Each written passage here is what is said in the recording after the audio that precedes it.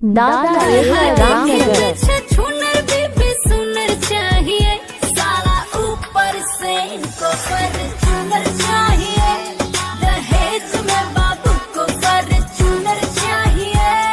अरे तोहर के चाहिए सरकारी वाला, बोला काहे ना चाहेलू बेरोजगारी वाला। गल्लुआ के पास तोहर पापा जाले शादी खाती, बाकी तोहरा के चाहिए दुल्हादारी वाला।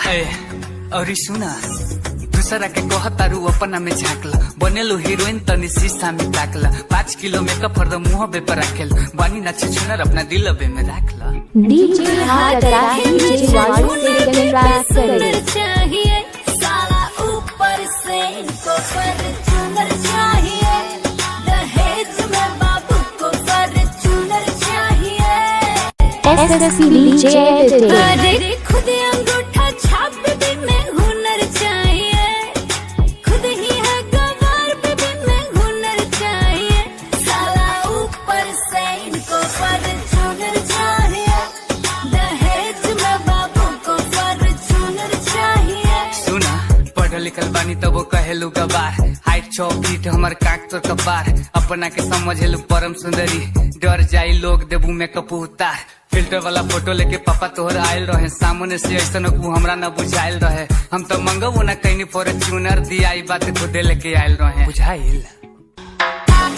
DJ editing DJ editing DJ चोनरे के लगे खानदान तोहर आयल रहे, बनल चाहेलू टीचर बतिया बताइल रहे। हम देखे आई तो पसंद कहा करती, शुक्र मनावो हमर बाबूजी हम घायल रहे।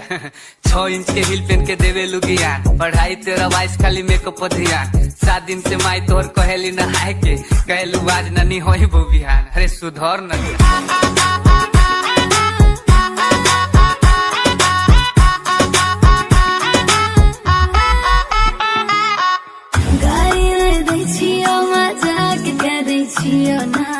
सीरियस गाड़ी न दै छियो, मजाक करे छियो ना सीरियस ला। सुना कहलू अंगूठा छाप हवे 60 बीघा, गवार न कहा खाली देखे में सीधा। तू घर अवे में खा लो प्याज संगे रोटी, बाकी हमारा के कहलू की खानी बर्गर पिज्जा। देखा आपने लापरवाही का नतीजा है। तोर नाक चपतल ही पिझारा तारू, बुरा केस काला करे के सवारा तारू। तू बारू बुझल दिया उहाई लोचन दिया। सच कही तोहरा से सुनर तोहर छोटो की बहिन बिया। तेरी ब्याह करवा का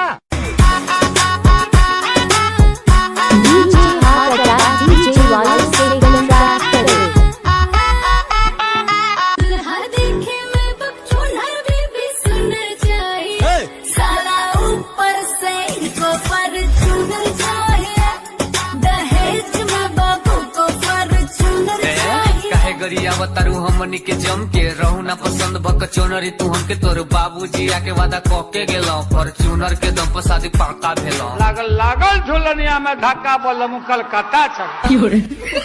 शादी ना करे भागत शादी वाला डेट पे, ते ना पसंद तहर बहिन टारगेट रे। सिस्टम के नीचे तो से रहल नहीं जाई, तोरा बोली से लागत यार बिया पगलेट रे। कमरा 9 8 7 3 7 9 8 5